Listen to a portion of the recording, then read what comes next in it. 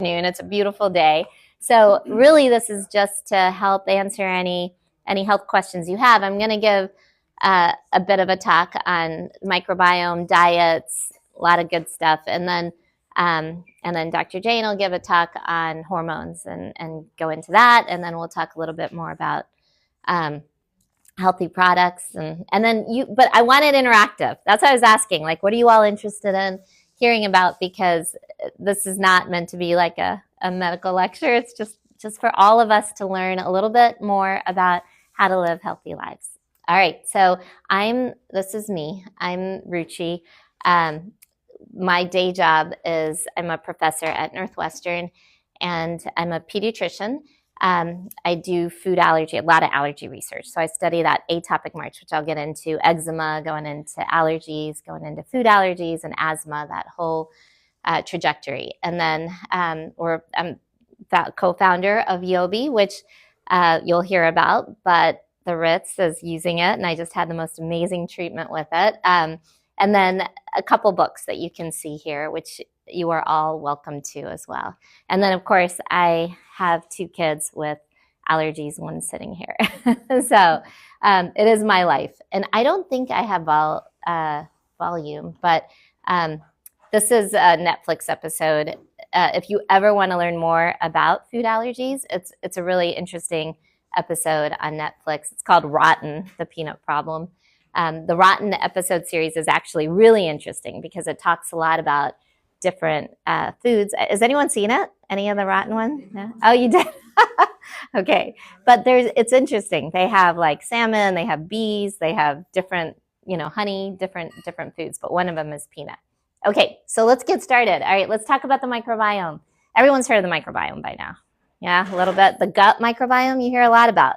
It's like trillions of bacteria, viruses, fungi that live in our gut, but they also live all over our skin, all over your body. And as this says, it's 39 trillion microbes. So it's 10 times more than your human cells. So a lot of health has gone towards these, bacteria are really controlling our health, and how do you keep them healthy?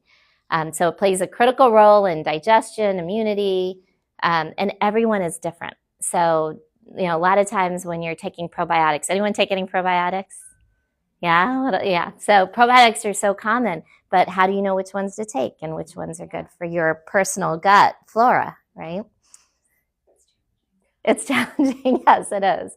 It is. So we'll talk a little bit about that too. And how can you put things in your diet that may have those natural probiotics instead of, a pill, which is also useful at sometimes. We'll get into it. Okay, skin, gut, skin. So you hear about gut, skin, gut, brain. We're going to talk about both of those. But basically, when you have an unhealthy balance, it can contribute to things on your skin. So your gut microbiome can contribute to your skin. Some things that influence it, the pH, moisture levels, UV exposure, personal hygiene. A lot of times we use chemical-filled products, right? The harsh soaps, like obviously with COVID, like we've been using things that really pull out our microbiome. And what we want is for them to get rid of the bad bacteria, but it can also get rid of the good bacteria while it's doing it, right? Because they're antimicrobials or antibacterials. So we'll talk a little bit about that. It's okay to use, it's important, but then you have to replenish. You have to put good stuff back in. Gut brain, we talk a lot about this. The vagus nerve, yes, I see some head shaking. It's all like becoming much more understandable and common to talk about, the gut-brain axis. So again, your gut health and your vagus nerve connects your brain to your gut, and it's always communicating. So different factors, mood, appetite, overall health, are influenced also by your gut. Okay, when we talk about what are good bacteria, I get asked that all the time. Well, what am I supposed to have in my gut? So a lot of research is going into this, and we're learning more and more. So, we talk about lactobacillus. We see that in things like yogurt, cheese, sauerkraut. Bifidobacter is a big one. This is why, we always talk about breastfeeding being very important, but But it's also in yogurt and kimchi.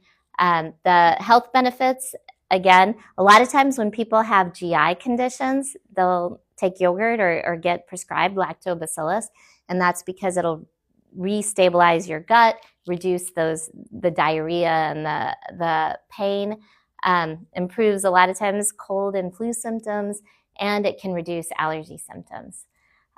So yes, these are a couple of the good bacteria. There's bad bacteria, C. diff you've probably heard of, E. coli, Staph aureus is a bad one for your skin. You don't have to remember all this. This isn't, but I just want you to get like a tiny little sense of what we're looking into as good and bad bacteria. Okay, now talk about this. This is the 5 Ds. This is something some of our colleagues in Australia came up with. What are some of the factors that influence our health? So vitamin D. Vitamin D was really big. There were so many studies on it probably about 10 years ago, 20 years ago.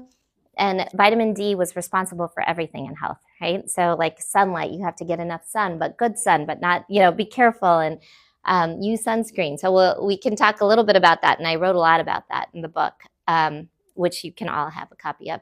And then dirt, the whole microbiome theory of we need to play in the dirt more or have our kids play in the dirt more or be exposed, right? Because if our immune systems are not being exposed, then they start fighting things they shouldn't be fighting.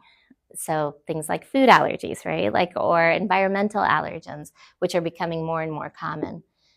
And then dogs and dribble. We all know people live on farms tend to have less allergies because they have this constant exposure. And there are really good studies showing that dogs are very good for preventing even a lot of allergies. And then dry skin. We'll get into dry skin. Dry skin is way more important than we ever thought it was. And then diet. Okay, quickly on vitamin D. So anyone here take vitamin D? Okay. Oh, wow. Okay. Almost everyone. Yes. So many people do. And it's, did they test you? Did you get vitamin D levels? And then they told you were low? And then do you go back and is it back to normal? Did it work? It stabilizes. It does. Okay. All right. Good to hear. Because very, very important. If you take vitamin D, that's fine. But also like direct sunlight and getting enough of it is also like the most efficient way. But you guys have it here. I'm like, in Chicago, we're all on vitamin D, but in Florida, huh? Not all of us. Chicago. Oh, you're from Chicago? Oh, that's awesome. Well, very cool. Welcome. We can hang out in Chicago in the sun. But yes, safe natural sunlight is the best. But vitamin D supplements are also very important. And then fortified foods. A lot of foods are fortified with vitamin D. And then, of course, supplements that your doctor recommends. Okay, I told you I'm going to go quick through these so that you guys can ask me questions. And please interrupt me anytime. But are we too clean, right? So this is the whole hygiene hypothesis. So how did we get here? Because you think about it, a generation or two ago, you didn't see all these allergies. And like when we talk about when we were kids, no one had food allergies, right? Nobody, we all took peanut butter and jelly to school. And all of a sudden now you're seeing a lot more allergies and now schools have bans. And so what changed in one generation, right? Like it's not genetics. Genetics doesn't change that fast. So what was it? So one thing a lot of people talk about is how clean did we become? And this is part of the having less children. We are staying indoors more. We're using a lot of antibiotics and hand sanitizers, and we're not exposed to that good bacteria. And is that one of the factors? Everything is multifactorial, but is this one thing? Other things, right? The maternal microbiota, antibiotics. We started giving antibiotics to kids early for things they may not have needed it for, colds or viruses. And then, what is your skin exposed to? So when babies are born, we wipe off that layer, that vernix that's all over their skin, and then they're exposed to the world, right? So what is coming in to them? And then social interactions, lifestyles, environment, and what are we eating? That's the other thing. How has our diets changed over like a generation? So a little bit on all of it. So antibiotics, for example, US children get about 3 courses of antibiotics by the time they're 2 years old. That's a lot of antibiotics, and 10 courses by the time they're 10. So antibiotics are great if you actually have a bacterial infection, but they do also wipe out all bacteria, even the good stuff. So again, it's important. I'm not saying don't do it. Do it if it's necessary, but then replenish. You gotta put it back in. And then obviously antibiotics have been associated with a lot of different conditions. Okay, what can we do? Get some dirt in your life, just play outside. I mean, I don't have to be preaching to people who live in Florida. You guys are outside and it's gorgeous. We come here to do this. Avoid over sanitation and too much antibiotics, and then probiotics, like many of you are on, improve your gut and skin microbiome. Okay, dogs quickly. Protective, as I mentioned. Keep them. Anyone have dogs? Oh, yes. See, all right. So they are very good for you. All right, dry skin, let's talk about. So what impacts dry skin?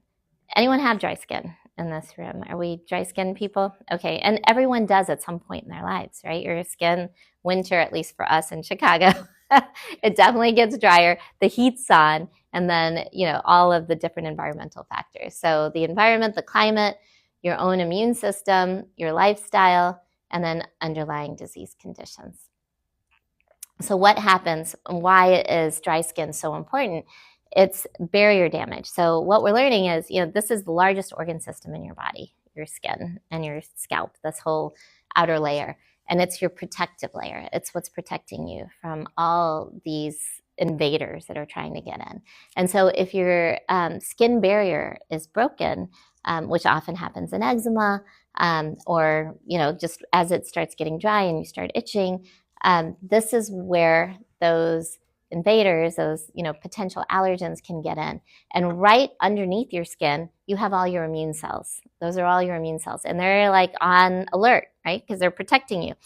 But what happens, and this happens a lot probably to your granddaughter and my daughter, when they do get in through there and your immune system recognizes them through your skin before it gets into your gut, it starts thinking that's an invader and it goes on alert.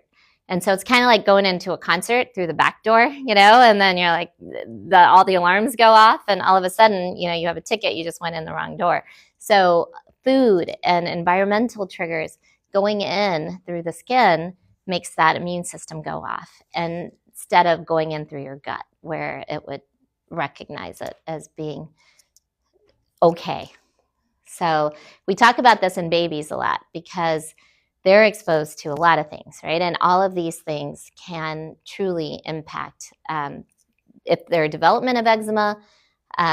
This is a picture we talk about. It's called the dual allergen hypothesis. So again, what I was saying, if all those allergens get in through your skin, then it takes you down an allergy pathway versus if it gets in through your gut, it takes you down. This is why, have you all heard of that? Like now they say, start eating peanut products early for babies. Have you heard this? And start eating all the allergenic food early. This is something brand new that started just a couple years ago. But the reason is if it gets in through your gut, it's protective. And we see this with eczema starting, then food allergies, then allergic rhinitis, and asthma. They're all related. You don't have to have all of these, but they are related to each other on that immune pathway. So what can you do? Moisturize. Put nutrients back in to your skin, to your scalp, to your outer protective layer.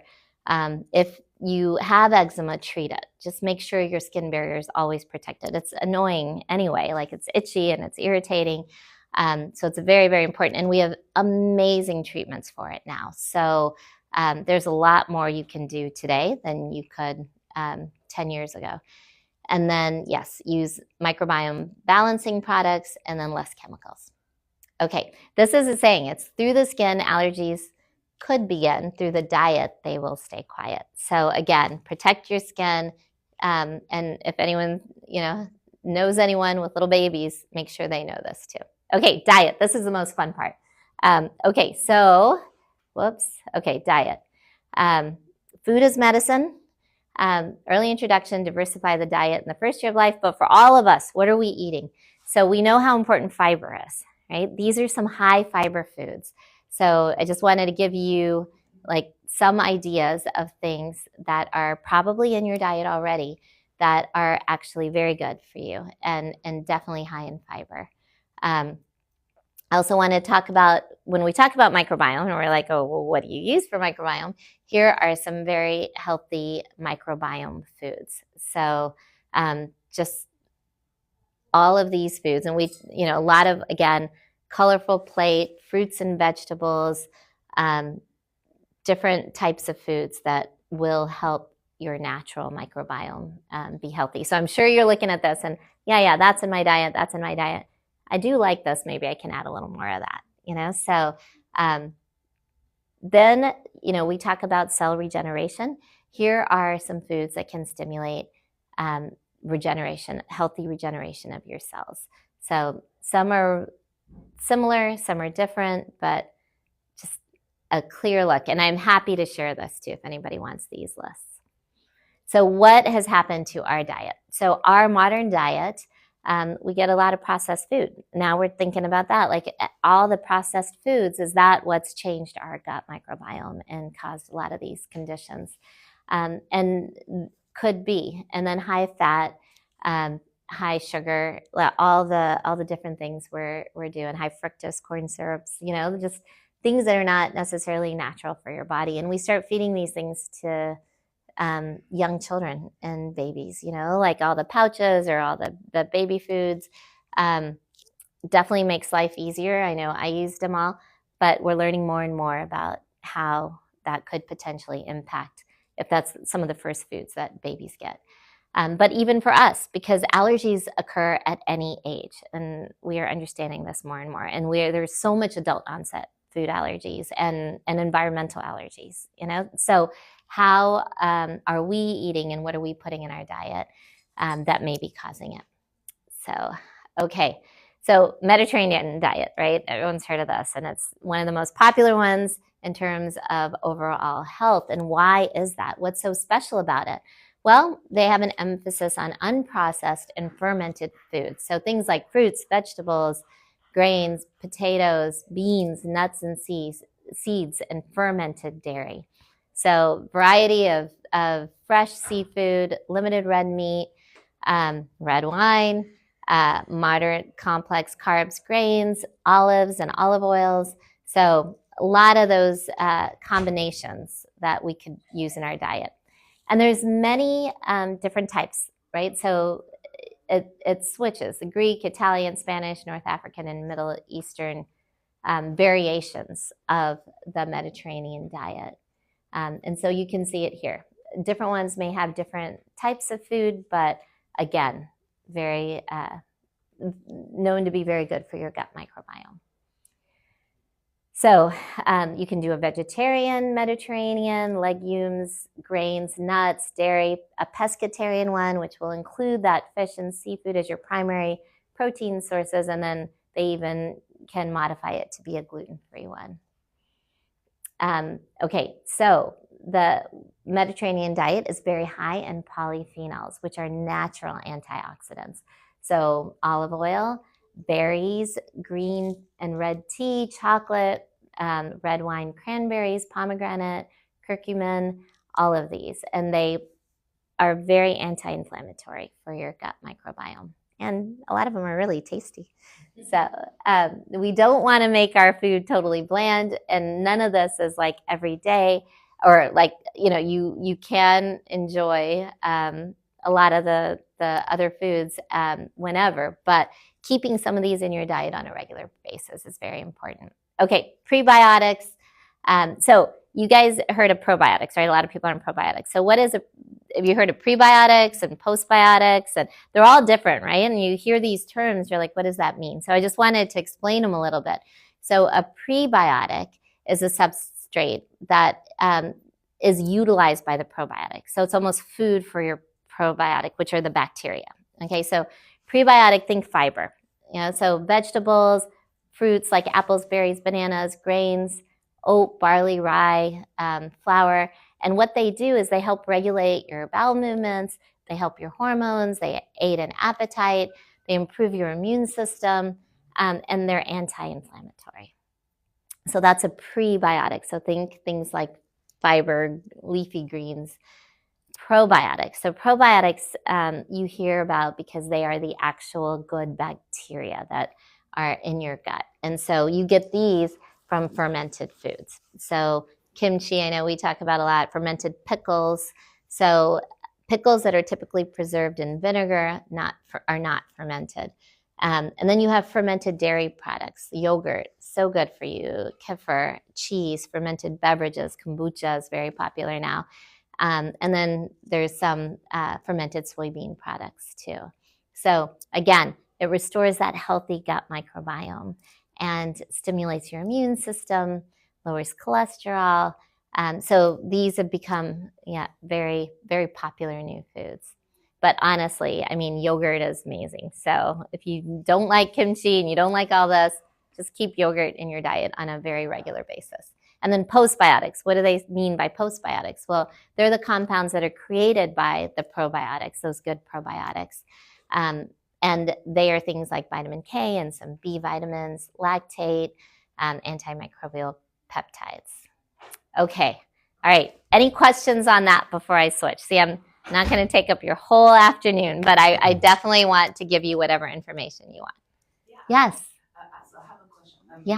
I'm French Greek, so I was born in the Mediterranean diet. Yeah. And but I had a question about histamine.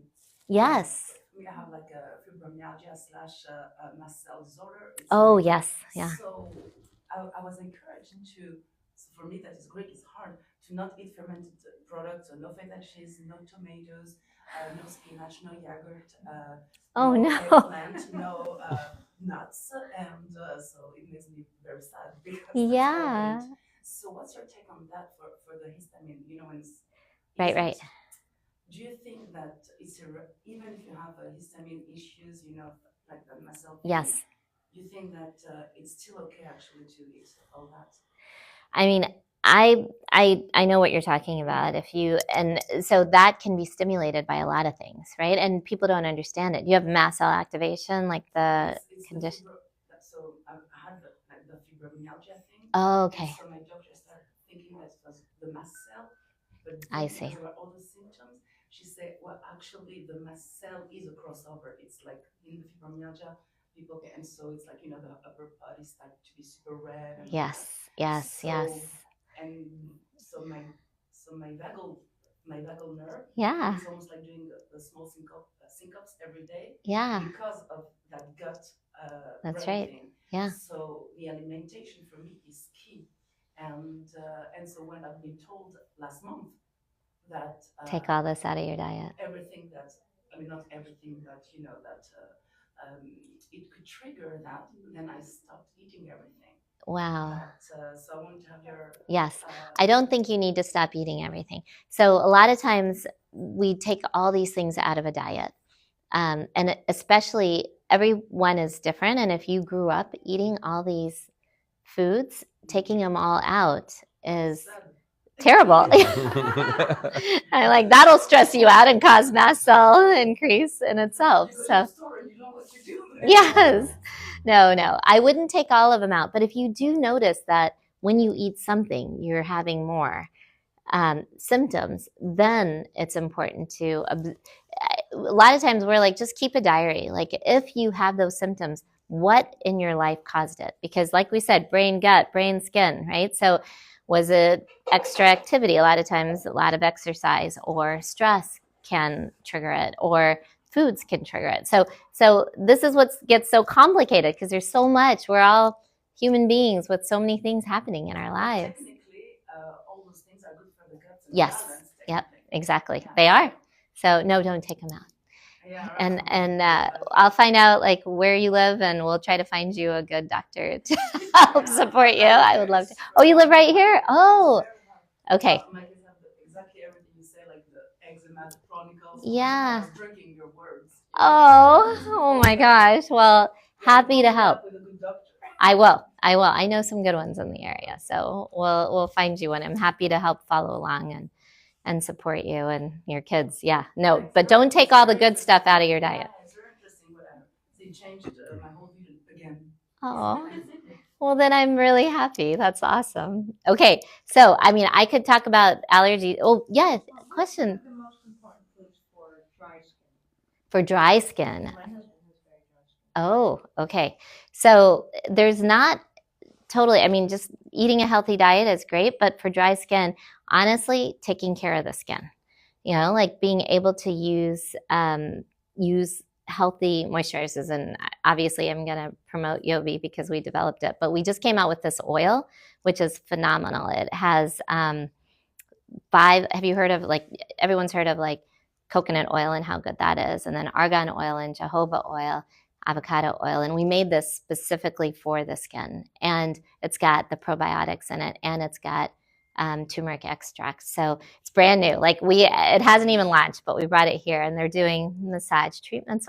We all had one yesterday. It was incredible. But for your husband, we can talk about it. But I would use the oil, and then we have the moisturizing cream.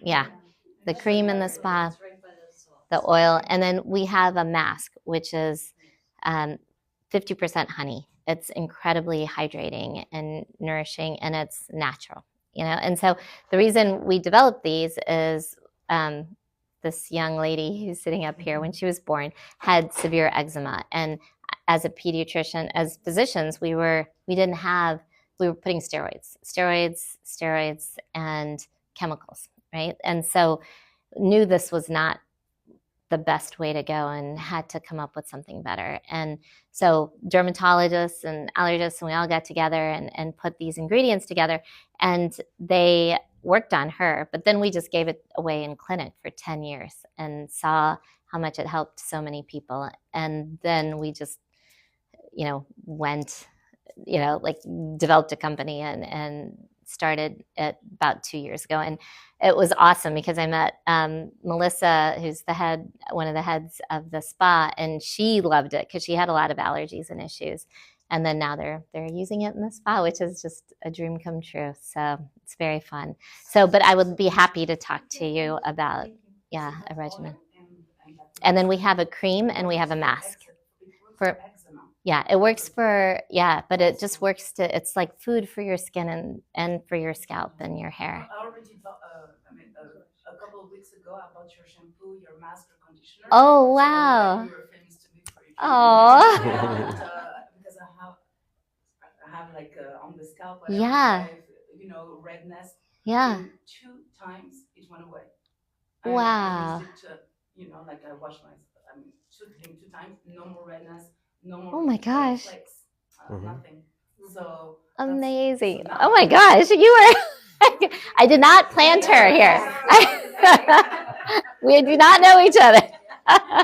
That's awesome. It is true. So for the oil and the cream, both my kids have chronic eczema for years. Yes. So that could stop it. Right? Yeah.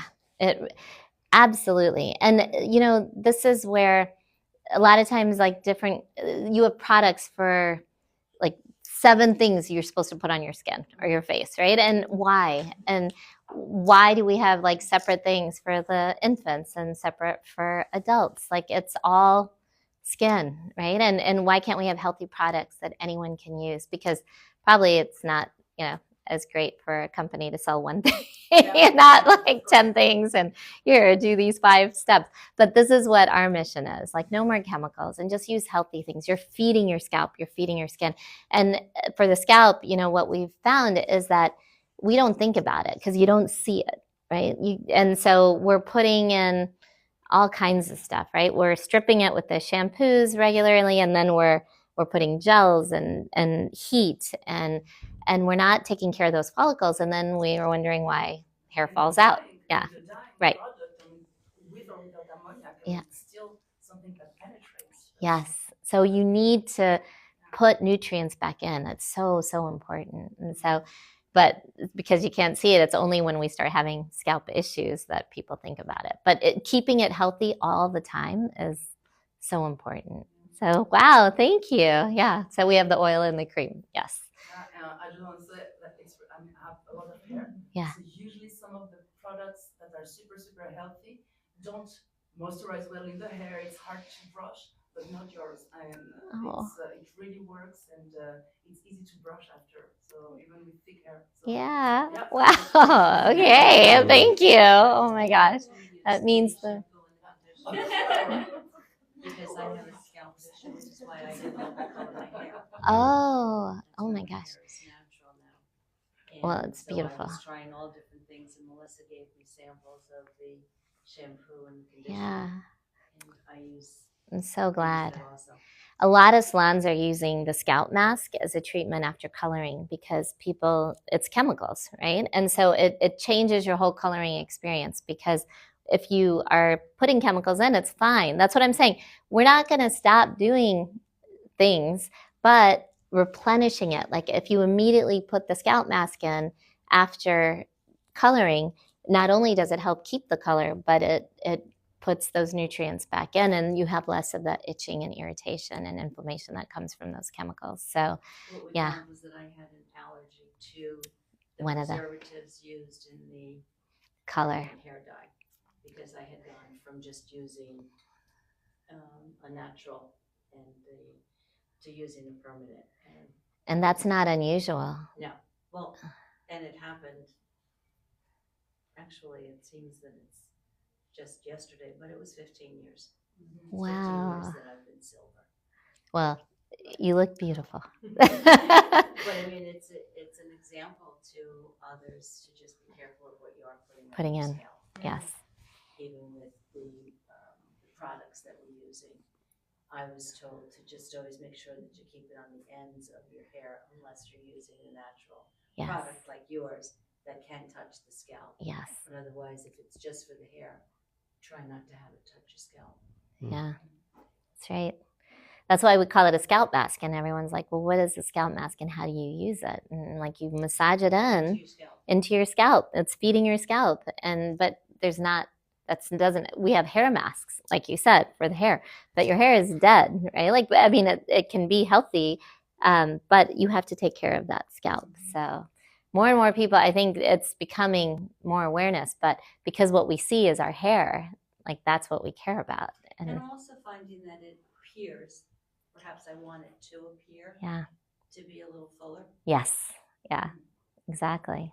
Everybody does. It's a very common. I'm wearing it very short as well, but wow. I do find that it feels fuller.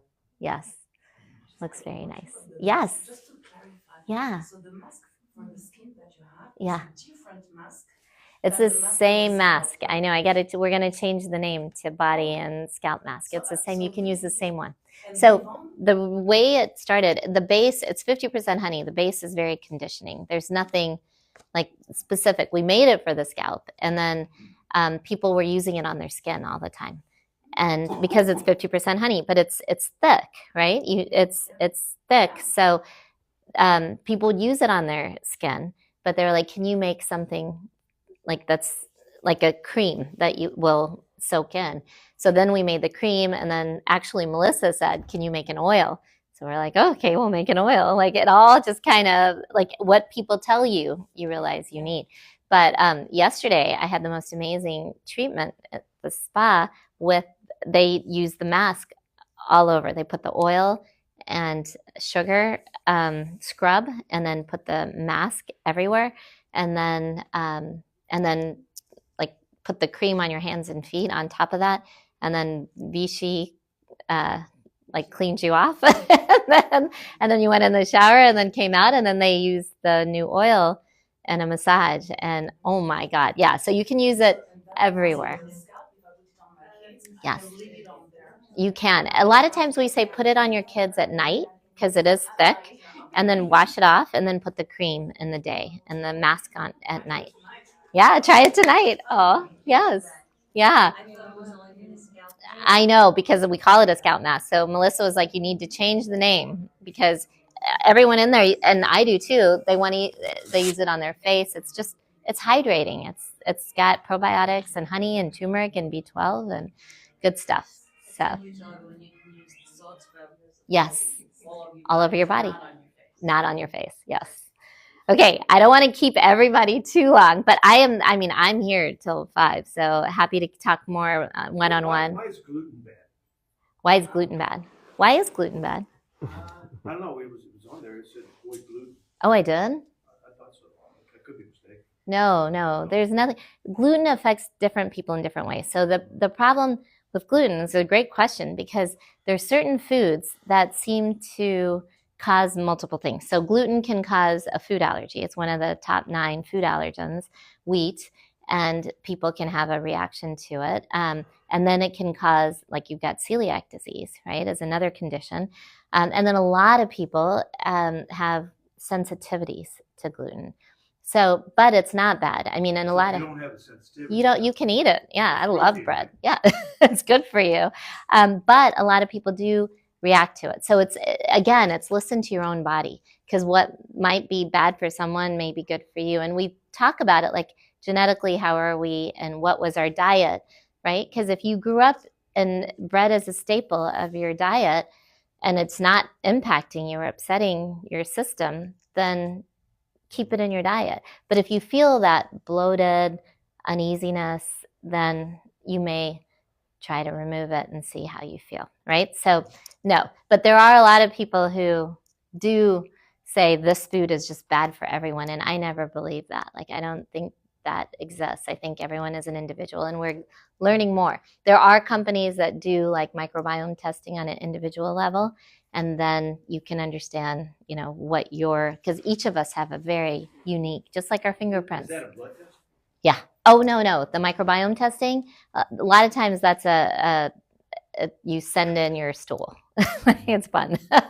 Yeah, so it's a gut microbiome, and then they analyze it and see what bacteria are in your gut. It's not usually a blood test, but your blood can tell you a lot of things. And a lot of people will do these panels of foods. Be careful with that, because they might say, oh, well, it seems like you have a sensitivity to a lot of things, but if you're eating it in your diet and you feel great, don't take it out just because of a test. Really, you got to listen to yourself. There's also a breath test that measures the bacteria in your gut to go. That's the H. pylori, right? Or for SIBO. Okay. Bacteria in Yes, gut. yes. It's like a 3-hour breath test. Yeah. Wow. And then they measure on the charts. Yes, I've done it too. They measure on the chart the bacteria, and if you go off the chart, you got really serious SIBO. Interesting. Okay. We'll talk more about that. I'd like to learn. I've heard of it. Like all the bags, they have them all lined up, and you have to write down the time you did it. Wow. It's a 3-hour thing. But this is more of an integrative thing, right? It's not like a. This has been part of trying to figure out what the heck is going on kind of thing. Okay. Well, you're not celiac, you react to gluten, but we don't know why. So we're gonna try this breath test and see if that gives us any indication. And there's also a nuclear test to see if you have gastroparesis, whether you're chewing your food, whether it means it's chewing it, or whether it's all backing up. Yeah. And then that leaky gut. Sorry. No, this is great. Come join me. Oh, I was gonna say that. So many different tests, and it's not getting answers, and you're like, fine, I'll just talk to a dietitian and try to figure it out myself. Yeah. Went to a dietitian. There is a bacteria that many people have. My mom has it. She's done it for years. It's the Helicobacter. Oh yeah. Mm-hmm. That's something that will give you the sensation of being bloated, of feeling sick. Actually, my mom, who hates antibiotics, she takes tons of potato juice. Wow. Potato. I have heard of potato juice, but I haven't. So it's the natural treatment. Right. The potatoes are very good. Fiber. The way she found to have balance. Wow. But I think Helicobacter is something we can. If one day we went and drink a water that was not good, or bacteria that we can have years ago, if we went in a country that is less developed, we bring it with us, and it affects our guts forever almost. Yeah. But so interesting. Do you know if there is anything else than the potato juice that can help with Helicobacter in the gut? I mean, she's really putting a lot of good fiber back in, natural fiber, right? Mm-hmm. So I would say that slide with a lot of the natural fiber, look at that, because I think that's feeding the better bacteria, but not eliminating. And so getting more of some of these other, the bifidobacter and the lactobacillus, into your gut, then it will, like it'll take up more space than, that. Does that make sense? Like it'll rebalance into, yeah, and those will get bigger. And so a lot of those fermented foods too. Okay, I want to be cognizant. I know everybody has other things to do. So hormone time. You guys want to talk hormones? I'm going to invite up Dr. Jain to add on the hormone piece. And then like I said, we're then here. You're gonna come back. Then then I'm coming back. Okay. It's a little tag team Yes. action. All right. Yeah. So my name is Tarun Jain. I'm a reproductive endocrinology and fertility specialist at Northwestern. Been practiced for over 25 years. And we'll talk a little bit about hormones, menopause, and see how all of this also ties in when we're talking about skin and hair. And same thing, interactive questions, please just shout it out. Okay, so the interesting concept I'm curious is how many people here know that whatever eggs women have, they were born with? Oh, good. Yeah. Great. Believe it or not, that's not taught. I have so many patients who that's a real surprise to, that whatever eggs you have, you were born with, and that number goes down with age. And that affects your fertility. It affects your chance of having a baby. And then ultimately, it affects the last 30 years of your life with regard to menopause. So that concept is so important. So at birth, women are born with about 1 million eggs. And by the time they get to puberty, which is the average age is about 12.5, that number is down to about 300,000 before women even have a chance to use any of them. Then between puberty and menopause, those 300,000 eggs go away. Every month, women are losing 10, 15, 20 eggs every month, no matter what. Doesn't matter if you're on birth control pills or not, those eggs are on a clock. Now that rate can vary with different women. So you have that fertility time period, and then comes the perimenopause and menopause when all the eggs are gone. And that age is around 51. So we'll talk a little bit more about this. Okay, so this graph shows that black line shows what happens to fertility as women get older. So the y-axis is 100% peak fertility down to 0. So for women, fertility starts going down around the mid-20s. Clinically, where it starts seeing a decline in fertility because of that egg number steadily going down. And by mid-30s, that fertility curve becomes steeper downward. And by 40 to 44, it bottoms out. And believe it or not, this is not taught anywhere. I have so many surprised women coming to see me about this. And now it's becoming, the awareness is increasing. Women are starting to learn this and freeze their eggs at an earlier age. Because if they're not ready to have children, now we have the ability to actually extract and freeze eggs for the future. The red line shows what happens with the miscarriage risk, because it's not just the number that goes down, it's the quality. So whatever eggs remain, they're not as good quality because they've been exposed to all kinds of stuff, diet, environment, pollutants, chemicals, etc. So that's why miscarriage risk keeps going up. Learn a little bit about where these hormones come from. We've probably heard about hormones like FSH, follicle stimulating hormone. So it all starts at the brain. So at the base of our brain, right there, there's this tiny little gland called the pituitary gland. Super tiny, but it's super important. So that makes tons of hormones. There's a blown up graphic of it. So from the brain, there's a signal called GnRH, gonadotropin releasing hormone, that goes to that little gland, the pituitary, bless you, and that gland makes FSH, follicle stimulating hormone. And the other hormone is LH, luteinizing hormone. You may have women like check their LH to see if they ovulated. So that's where that hormone's coming from. So it goes to the ovaries. This is a blown up graphic of the ovary with lots of little follicles. Follicles are little tiny spaces in the ovaries, which each follicle contains one egg. So there's a couple 100,000 of those. So FSH goes to the ovary, makes those little follicles grow, follicle stimulating hormone. Follicle grows, the follicle makes estrogen. So that's where estrogen comes from, the growing follicles in the ovaries. Estrogen, what does estrogen do? Estrogen makes the lining of the uterus grow. Because the whole goal of this is to have a baby. That's the whole point of all this. Makes the lining grow. The estrogen feeds back and controls the whole system. After ovulation, so this follicle with a little tiny egg in it ovulates, releases that egg. Then that follicle makes progesterone. Progesterone matures the lining in the uterus, and either you're gonna get pregnant or not. If you don't get pregnant, progesterone goes away and you shed the lining. So that's like the monthly cycle of estrogen and progesterone. So that's like the monthly cycle of that recording. There's some other terminology.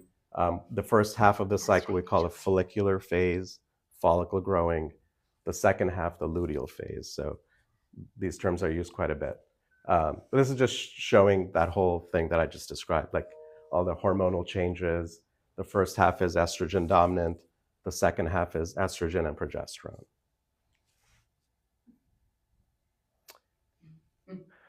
Then comes the end, with all kinds of things happening.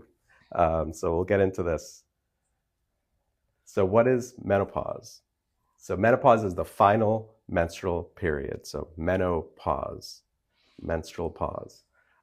It's like a permanent pause. It's a natural process where the ovaries have run out of eggs.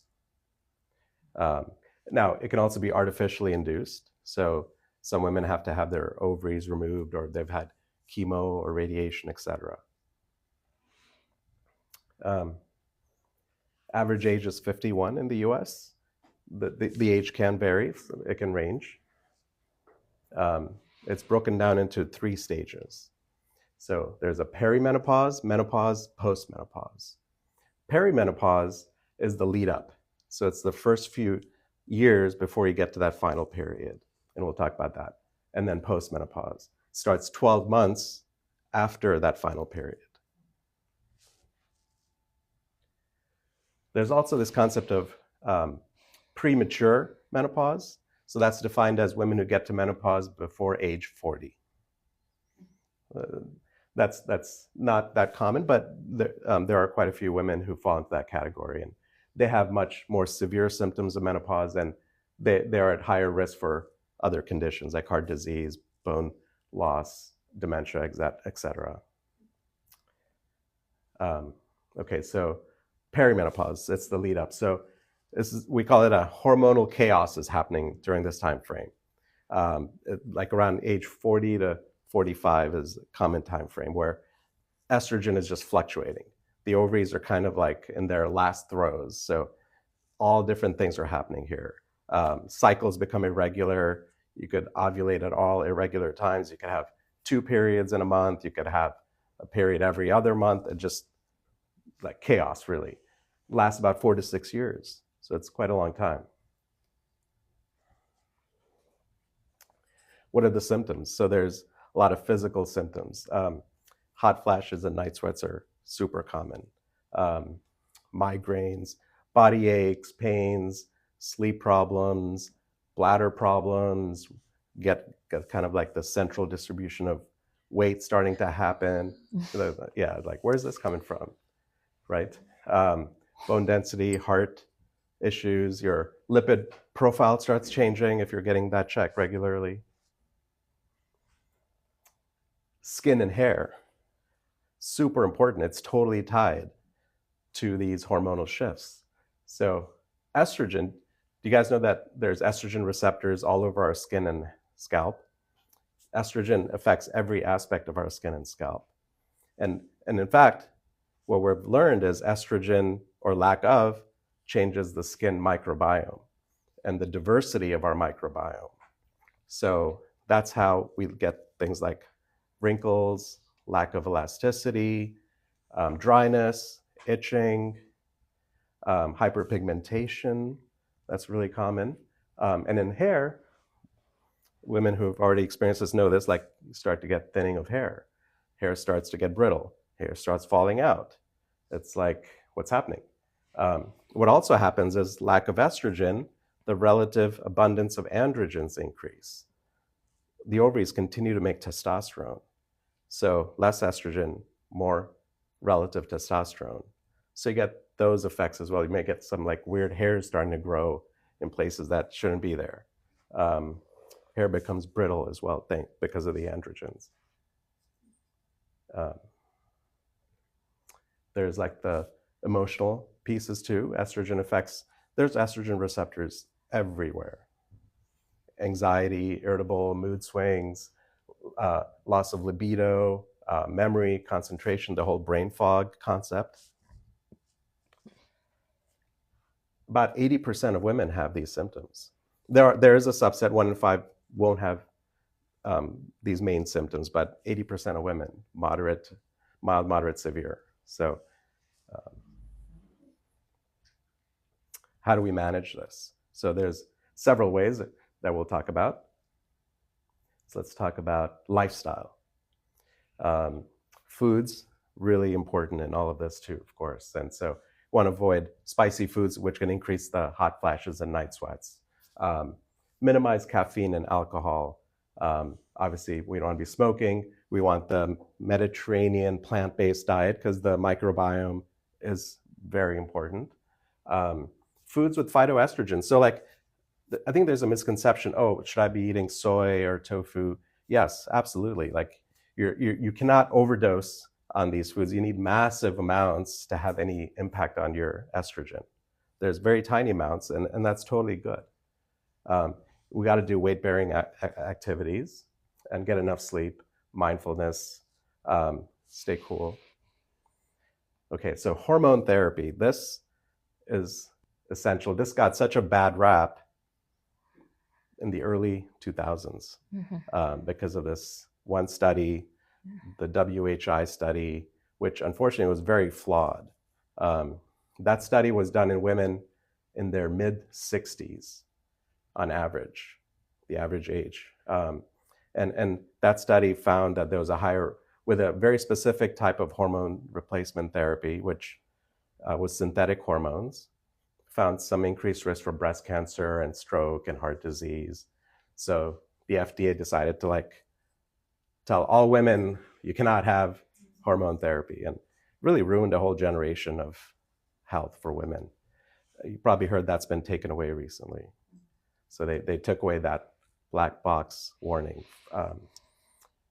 Because what we've learned is you got to start early with hormone therapy, not when you're already at risk for heart disease and stroke in your mid-60s. So the current guidance is women under 60, ideally in the perimenopause timeframe, you want to start with a minimum effective dose of estrogen and progesterone. And it has huge benefits. It'll relieve the menopausal symptoms that we've been talking about. So again, less than age 60 or less than 10 years menopausal with symptoms. And the ideal approach is really through the skin. So now there are natural estrogens. So you can have it as a skin patch. You can have it as a skin gel. And pills are fine too, and very low doses, totally fine. And of course, if you have a uterus, you also want to take progesterone. So both estrogen and progesterone are important. There are some situations where it's contraindicated. So certainly if you have a known history of breast cancer or endometrial cancer, severe liver disease, known heart disease or known risk for developing a blood clot. So majority of women don't fall in this category. There's also non-hormonal options to manage some of the symptoms. There are SSRIs, the antidepressants, and there's a blood pressure medication called clonidine that can also help with the vasomotor or the hot flashes, night sweat symptoms. A lot of people choose some complementary therapies as well. And these are great adjuncts. Acupuncture is really common, hypnotherapy. There are Chinese medications, herbal remedies like black cohosh, red clover, ginseng, dang quai. Like these are okay. Like, but I wouldn't say that these are like the primary ways to manage it. We talked about the phytoestrogens. And then what about postmenopause? So as we said, 12 months after menopause has initiated, right? And we want to be mindful of our cardiovascular risk, osteoporosis, the weight, and diabetes risk, which comes from the weight. So this is a huge concern for all women in postmenopausal years because we start to see all those changes happening, which are quite disconcerting. And this is really tied to estrogen, tied to the microbiome. Like there's really good data now showing how the mechanism of action. So lack of estrogen affects the skin microbiome, leads to all of these downstream effects. So ideally, we want to choose something that has ceramides, that's hydrating, and that's probiotic, because we got to replenish the microbiome on the skin. And so I don't know if Ruchi mentioned, so we actually came up with like these lactobacillus. So when we think of bacteria, it's actually lactobacillus, 3 different strains that we put into Yobee for that purpose. So it's really like putting yogurt on our skin, just as we talk about yogurt for the gut. So how do we keep replenishing that? And so that's the concept. And same thing applies to hair and scalp. We can improve the hormonal content systemically in our body, but then how do we also topically maintain that healthy environment that we need? And we've had so many people tell us, like women who are menopausal using the scalp products, that they're starting to see not just less shedding, but regrowth or like increased hair stability and hair strength, and new hair is growing. So it's really exciting. But it really requires like understanding the whole mechanism of action and why these things happen. And of course, just to be complete, you want to be mindful of having these regular things, regular healthcare checks with regard to like cholesterol. Your bone density is super important. You want to, postmenopausal women, get your bone density checked, get your mammo, pap, colonoscopy. And we got to keep in mind, 1/3 of women's lives happen after menopause. And like, we really have to be mindful of how to best take care of all of this.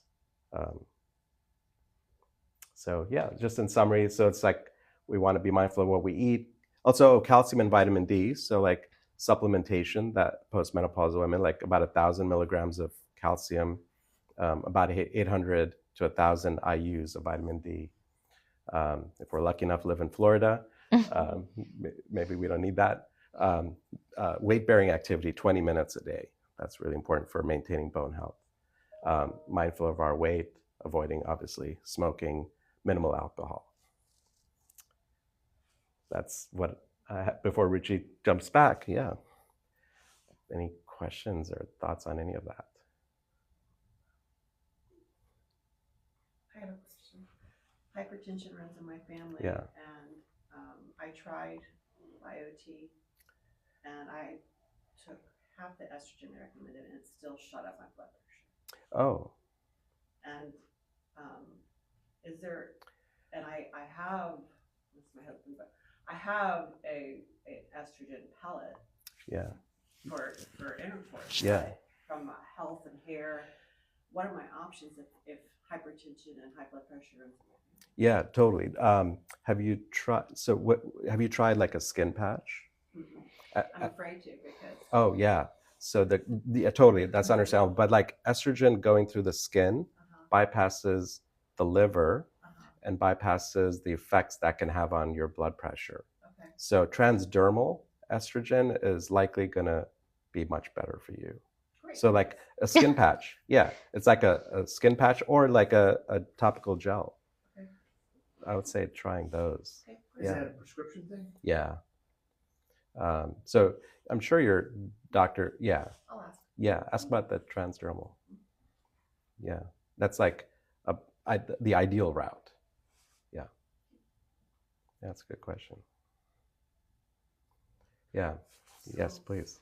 So when we say what to avoid to do it if you have blood pressure, blood clot, liver issues, things like, does that mean that eventually taking hormones in the long term could build up to those things that were listed in the negative, Yeah. Could that be negative effects on the long run? Yeah, it's a good. Hormone therapy. Yeah, it's a good question. We don't think so. So it's really like those patients with those like severe background health conditions, they're not good candidates because it can potentially worsen that condition. Like if you have a history of a blood clot, like a significant blood clot in your leg, or like severe liver disease, because these, like the liver piece, like if you take oral estrogen, it's metabolized through the liver, so it may not metabolize properly, you may not get the right dosing. But if you don't have any of those conditions, then taking these in general should not like cause those things to happen. Yeah. The blood pressure is a tricky one because even if you don't have a condition running in the family of blood pressure, when you have high cortisol, you're super anxious, you have vagal issues, things like that. Momentarily, your blood pressure with tachycardia, things like that, can happen in life for a lot of women when they panic or whatever, even if they don't have a medical issue. So do you think that for that type of the high cortisol, normal stress, anxiety, with the high pressure and blood level that comes with episodes, let's say. Yes. So what do you think about the hormone therapy? Is it okay with that kind of? Yeah, I think if we tackle the underlying issues of those, of like having like the periodic episodes of stress and anxiety and cortisol and blood pressure, I think it requires like a more holistic management, because the hormone therapy in a very low dose really should not have a major impact. And if anything, overall, it should improve well-being in all of these other situations. So, but we cannot rely on the hormone therapy in itself to manage all of it. Like it still requires like addressing the anxiety and the higher cortisol and the periodic episodes of the blood pressure fluctuations. So it requires a more holistic approach. So I think it'd be worthwhile trying like a very low dose transdermally. The patch or gel.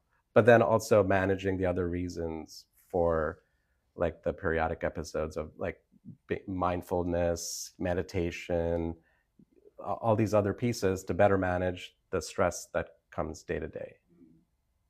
Yeah, and when you start, you never end.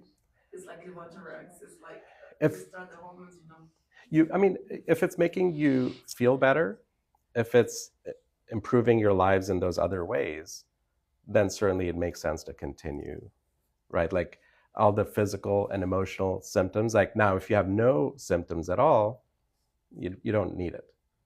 But if you have many of those early menopause, postmenopausal symptoms, you may actually end up benefiting.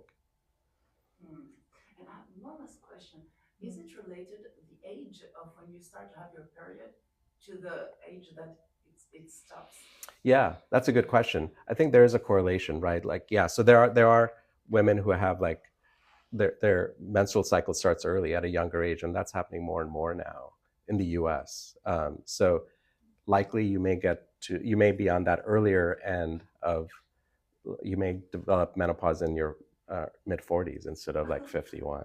What was the average age again for when people start their period? 12.5. Okay. Just Yeah, curious. yeah, 12.5. Yeah, in the US, it's been like getting earlier and earlier. Yeah. That's better. Yeah, I didn't want to say that. Yeah. Yeah. I had my birth at 9.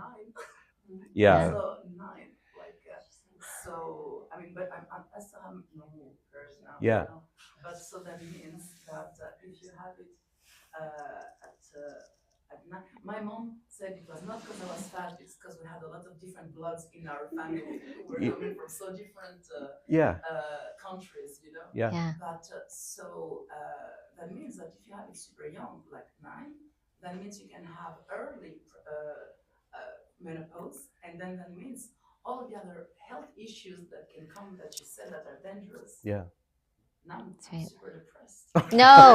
No. No. Now you're empowered Yes. to like know it early. But if, see, now I'm 45, Yeah. so I still have like normal period. Regular, right. So that means that So I'm off the hook. Yeah, you're doing really well. So it's Okay. not like it's for sure. Yeah. You're So- gonna have to come down here and open up an office. Yeah, Yeah. for all the To go family. see it. for Yes. Yeah. Yeah, no, so that's good. members. Aw. Yes. Yeah, but that's very interesting. So I saw one of the big So- thing I'm always interested in is the idea that they're saying that obviously as young women we are waiting later to have children, Mhm. but in the States it's such a high risk to have pregnancy. Is that due to because so many people are waiting so much longer? Like most people that I know are like now in their like mid-30s, Yeah. early 40s, before they're even having their first child. Is Yeah. that why it showed that, you know, the statistics are saying it's harder for people in the States, or the risks are higher for childbirth? Yeah, that's a great question. You're totally right. Like the average age of having a first child in the US has been steadily increasing for the last 30 years. Yeah, the US Census keeps track of that. And so totally women are waiting longer before having kids. And therefore, they are more likely to have fertility issues, more likely to have miscarriages, more likely to have complications in pregnancy. Yeah. So. What do you think, if you could say, what is like the perfect age, or do you think that you should, you know, I mean, there's always gonna be a risk, but Yeah. like, do you think, like, okay, like, I've always thought like after 35, like, that should be your stopping point, but I mean, like I said, I've seen people that are 39 and I'm like, ooh. Yeah, totally. So yeah, the average age of patients that I get are like 34 or so on average, like for fertility issues of the spectrum, like 44 to like early 20s. But to answer your question, like I think the ideal is in your mid to upper 20s. Yeah. Kind of what happened in one or two generations prior to us. Yeah, ideally. That's hard. Yeah, well, like my mom, you know, Mimi was 18 and now I'm almost 30 in February, and it's like, you know, I like to think I still have a couple of years, but You do. You Yeah. do. So Yes. by no means You do. totally. Don't rush it. Now tell her not too long. Yeah, right. Don't tell her not too long. No. 39 when I Her had my father son. would have preferred a few years ago. He is. He's so sad. He's like, I'm gonna be like, but when I grew up too, and I mean this in a positive way, but my grandparents were 50 and 60. They were able to run and do, and like my mom, you know, dad are like in their 60s now. So for him, I think it's harder because he was able to see his parents do so much with my brother and I, where it's like they will be like in their 70s. Yeah. And Yeah. But you know, it's like all Yeah. individual, right? Everything. Yeah. We can still run. We can still run because people are getting healthy, and now Yeah, we're no. eating well, and No, we can it's run. a- And They're very active, so I don't fear that at all. But I do agree, like, you know, and not to be emotional, but it's like I'm almost 30 and I've had all my grandparents. Like I'm starting to lose them now, but Yeah. that makes me sad for our generation. So that's Yeah. why I'm curious. Like it is interesting to see, but it is. I mean, the cost of living is so high and Yeah. everything costs so much. So having a child is a cost. It is. Fertility has come such a long way. Yes. Such a long way. yeah, I went to 10 different doctors before I was able to get pregnant. And this is the statement that I always got. You look perfectly healthy. Because they had no testing back then. Yeah. yeah, And then when the testing came along in the late 70s, early 80s, then it was a little different. By that time, I was already on doctor number 10. Hmm. But the typical answer that I would get is, you'll look perfectly healthy. We just don't know what's wrong with you. Wow. And we were married 17 years before I got pregnant. Wow. Well, congratulations. Yeah. Yes. And only the first two would I say that we used early on. Yeah. Things have come. It's come It's such a long amazing. way. Super. And I Yeah. unfortunately was that product of, I turned 50 in 98, so I was the generation that took no hormone therapy. Yeah. And so I was going to ask the question, having never done it, it was not pleasant. I was not very pleasant. Yeah. And I wasn't going to do the Zoloft or the, which is what they were giving women in menopause at the time, was just antidepressants. Yeah. Because you may get one or the other.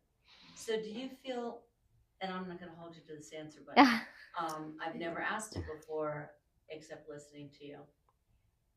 Is there a possibility that my generation of women who did not take hormone therapy, that would be the one of the underlying causes besides the stress that we live in developing later on the heart conditions? Yeah, I think very much. Yeah.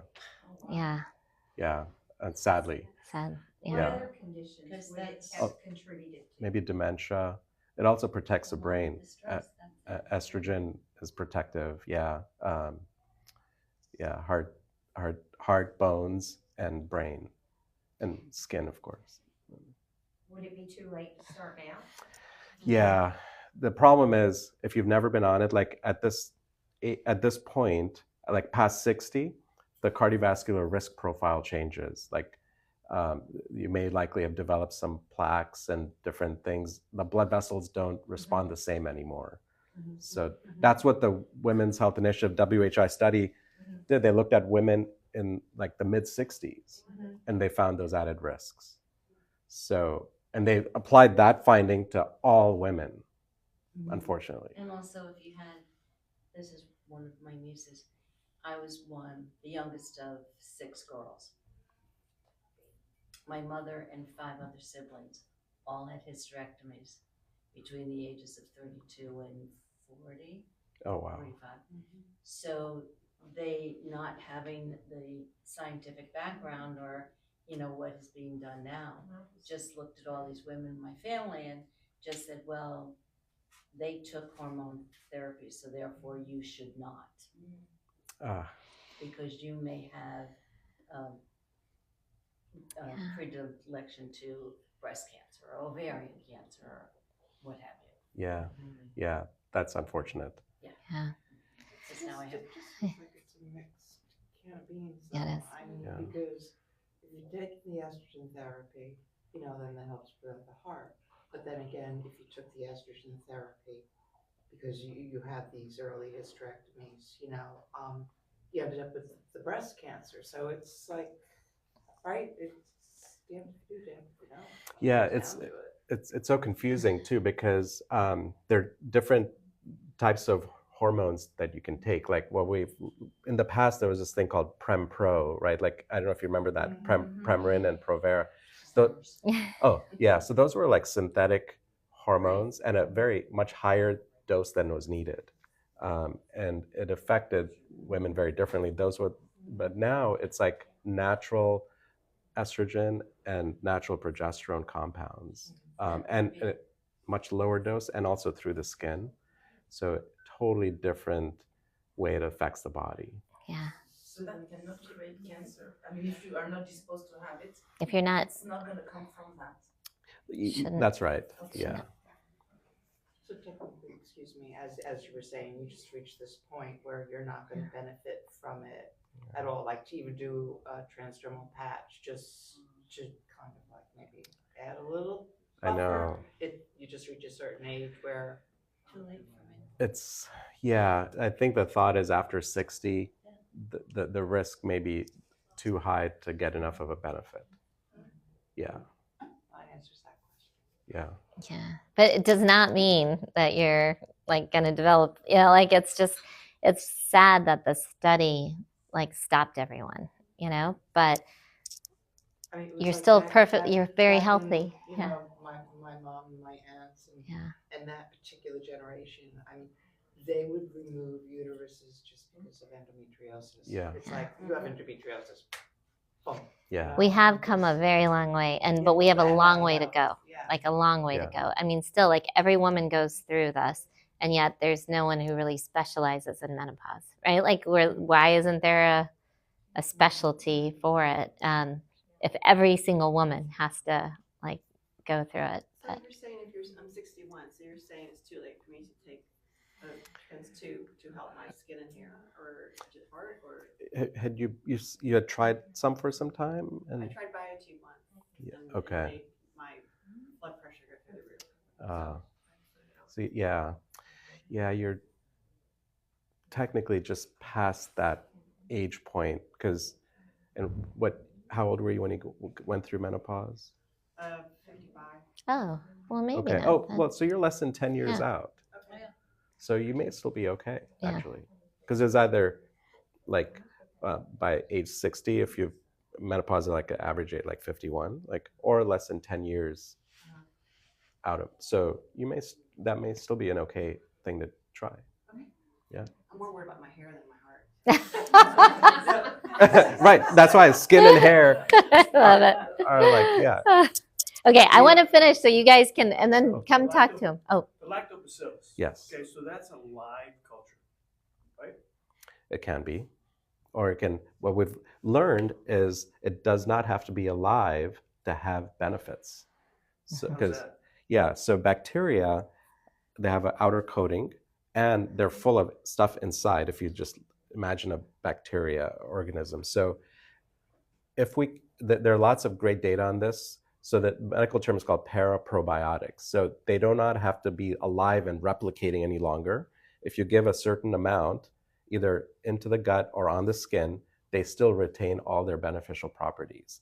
They affect all the other microbiota around it and can keep the good lactobacillus growing and change that ratio of good to bad. So they can, and when they break down, all their insides also release things that can be beneficial for good lactobacillus growth. So like most probiotic stuff you pick up on the shelf, right? It's not refrigerated. Right, it's got to be dead, right? Yeah. So they still maintain all their beneficial properties. All things being equal, it'd be better to drink some kefir. yeah. Yeah. Totally. Kefir is great, totally. Yeah. Yes, but they still work. Yeah, because they're recognized, right? Yeah. Because of that structure. Okay, 5 minutes, and then we can all like. Even though this is so fun, we're loving it. It's such great questions. But just to quickly tell you, I already mentioned a lot of this, so I won't go through it. But why we created it, I talked about for our kids. But basically, everybody suffers from dry scalp, dry hair at some point in their life.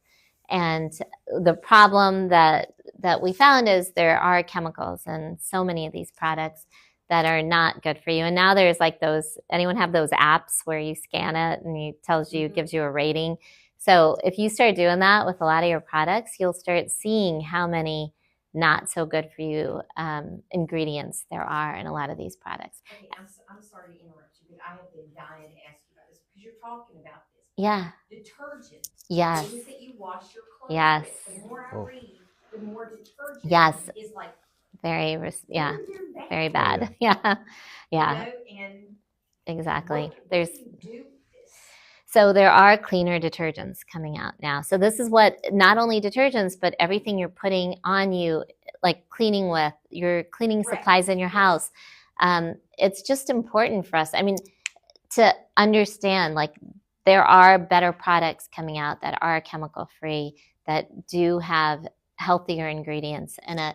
And, you know, we have to know, like, you don't, like, I don't know, our kids, like every time they wear something, they throw it in the wash. You know, like everything does not need to be clean if you do not sweat in it at all, right? The less we add these chemicals and put it into our systems and on our skin, the better. But you're 100% right. So there are chemical-free ones. You know, we just switched, and we're happy to share our information with you. But definitely switch out of anything chemical. And, you know, we talk about it, like how it's all in our society. and we are still like mostly healthy. So it's not like I'm telling everybody to like just change their whole world. It's just be cognizant. And I'd say the things that touch you the most, right, that are involved in your life, if it's easy enough to switch into something better for you, then you're still going to be exposed to a ton of chemicals everywhere you go. So yes. And so I'm always very balanced, because we don't want to make this look like it's just a horrible world we live in now with chemicals everywhere. But just look at everything you're using. And if there's a better choice, switch. What's the name of that app? Yuka. Yuka, Y-U-K-A. Yeah. And it scans, and I'm not like a part, but like, it's really interesting. I don't know who made it or how it was done, but it's just really interesting. If you go to a store or any of your packages, you just scan it and it'll rate it, So it may not be 100% accurate. And if you really like it, like we'll rate some of these granola bars and then it'll give it a 10 and you're like, oh. So like I said, everything is okay, but it's good to have the knowledge, and if you can find something better. So yeah, 100% reason why. So again, we wanted to get rid of those harsh chemicals. They definitely hurt our child, and so how do we make it better for most people? So we came up with the scalp mask. Like I said, that was the first thing. People started using it on their skin. They said, can you make a skin cream? So we made a skin cream, moisturizing cream. People asked us for a shampoo conditioner to go with it, so we made that. And then, of course, Melissa asked us for a probiotic oil, and so we made that. So it's really made for this place, because this is where the whole idea of it came from. And the oil I mentioned has all these amazing coconut oil, it has vitamin E, avocado oil, argan oil, jojoba oil, turmeric, and then the probiotics. And so it is our newest piece. And I highly recommend, we have a saying, it's soak and seal. So after you shower, I don't know if anyone's used to it, but it's hard to try to tell parents to put cream right immediately.